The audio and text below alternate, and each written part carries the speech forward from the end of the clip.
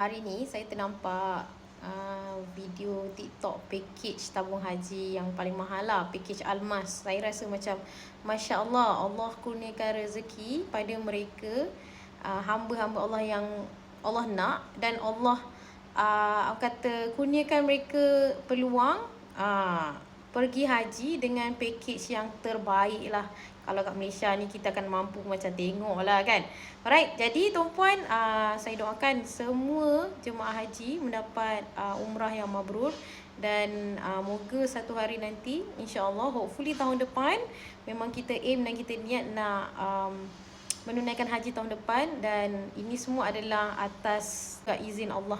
So harap sangat doa daripada semua orang. Walaupun kita buat pelbagai persiapan pun, menabung emas, persiapan ilmu, persiapan orang kata fizikal, tapi kalau Allah kata belum lagi, akan jadi belum lagi. Tapi yang kita hanya mampu buat sebagai hamba ni adalah kita usahakan. Sebab kita tahu kita pun nak cuba untuk menyempurnakan rukun Islam kita, insyaAllah. Niat nak pergi haji juga dan nak mulakan tabungan, dan rasa kalau menabung duit tu lambat sangat dan rasa susah sangat, maka tuan-puan boleh cuba untuk menabung emas. Saya sebagai dealer public gold yang aktif akan cuba bantu tuan-puan.